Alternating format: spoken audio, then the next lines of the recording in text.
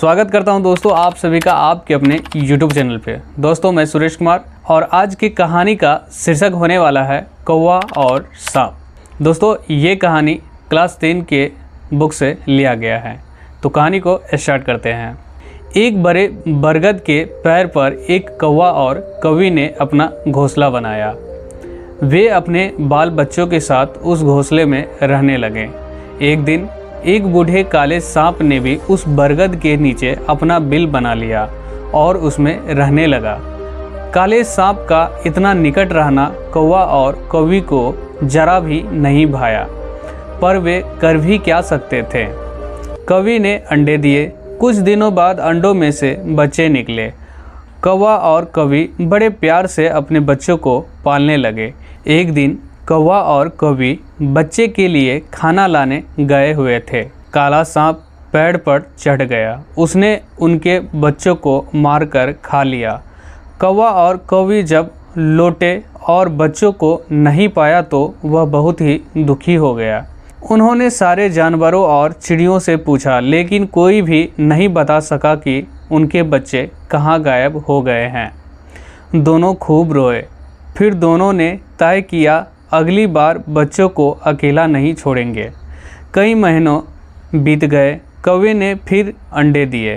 अंडों से बच्चे निकले। इस बार कौवा और कौवी बच्चों की खूब रखवाली करते। एक दाना लाने जाता तो दूसरा बच्चों के पास रहता। एक दिन कौवा ने देखा कि वही बूढ़ा सांप धीरे धीरे रेंगता हुआ पेड़ पर चढ़ रहा है। वह सांप को भगाने के लिए ज़ोर ज़ोर से काँव काँव करने लगी, लेकिन सांप पर इसका कोई असर नहीं हुआ। वह पेड़ पर चढ़ गया और बच्चों को फिर मारकर खा गया।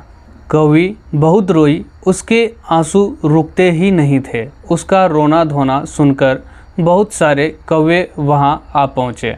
सबने मिलकर सांप पर हमला करना चाहा, पर सांप तो पहले ही अपने बिल में घुस गया था। शाम को कौवा लौटा और उसने सुना कि काला सांप फिर बच्चों को खा गया। वह बहुत दुखी हुआ। सिसकते हुए कौवे ने कहा, हम लोग इस पेड़ को छोड़कर कहीं और चलते हैं। इस काले सांप के पड़ोस में रहना ठीक नहीं। बच्चों के मरने से कौवा बहुत ही दुखी था। उसने कौवी को बहुत समझाया, पर कौवी ने एक ना सुनी। वह काले सांप के पड़ोस में रहने को राजी न थी। कौवे ने कहा, हम इतने सालों से यहाँ रह रहे हैं। हमें अपने पुराने घर को छोड़ते हुए बहुत बुरा लग रहा है। कौवी ने कहा, सो तो ठीक है, पर इस दुष्ट सांप से हमें कौन बचाएगा। कौवे ने कहा, चलो हम सांप को भगाने या मारने की कोई तरकीब सोचें। लोमड़ी मौसी यहीं पास में रहती है। वह बहुत चतुर है। चलो उससे बात करें। कौवी ने कौवे की बात मान ली। दोनों लोमड़ी के पास गए और उसे सारी बात बताई। वे बोले, हमारी मदद करो मौसी, इस सांप से हमें बचाओ, नहीं तो हमें अपना घर छोड़कर कहीं दूर जाना पड़ेगा। लोमड़ी ने कुछ देर सोचकर कौवे से कहा, तुम दोनों को अपना घर नहीं छोड़ना चाहिए। तुम दोनों बहुत दिनों से यहाँ रह रहे हो। मैंने सांप को मारने की एक बहुत ही अच्छी तरकीब सोच ली है। कल सवेरे महल से राजकुमारियाँ नदी में नहाने जाएगी। पानी में घुसने से पहले वे अपने गहने और कपड़े उतारकर किनारे पे रख देगी। उनकी रखवाली करने के लिए उनके साथ नौकर चाकर भी होंगे।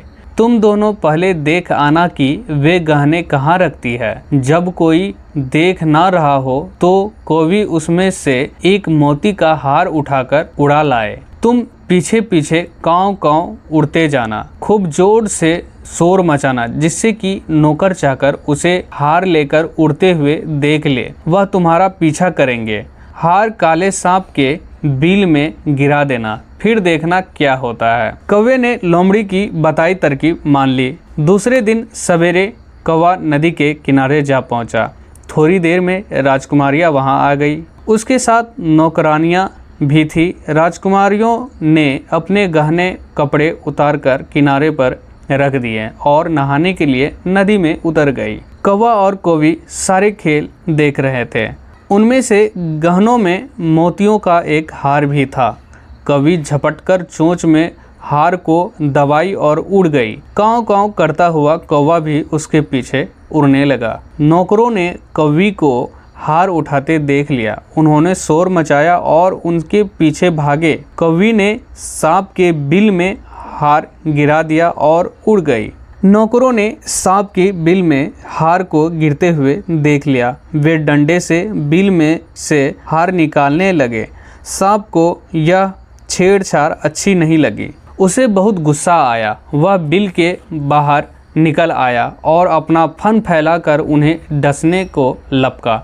नौकरों ने सांप को घेर लिया और भाले से बैध कर मार डाला। फिर वे हार लेकर चले गए। कौवा और कवि पेड़ पे से ये तमाशा देख रहे थे। उन्होंने जब देखा कि उनका दुश्मन काला सांप मारा गया, तब उन्होंने चैन की सांस ली। कौवा और कवि अपने पुराने घर में सुख से रहने लगे और हमेशा लोमड़ी के गुण गाते रहे।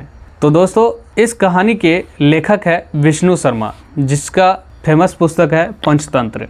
तो साथियों, ये कहानी कैसा लगा? अगर वीडियो पसंद आई हो तो वीडियो को एक लाइक करके जाना और एक प्यारा सा कमेंट इस कहानी को लेकर के ज़रूर करना। और साथ ही दोस्तों, आपसे एक रिक्वेस्ट और करना चाहूँगा, अगर आप इस चैनल पे पहली बार आए हैं तो चैनल को सब्सक्राइब करके नोटिफिकेशन बेल को ऑन करके ज़रूर रखना।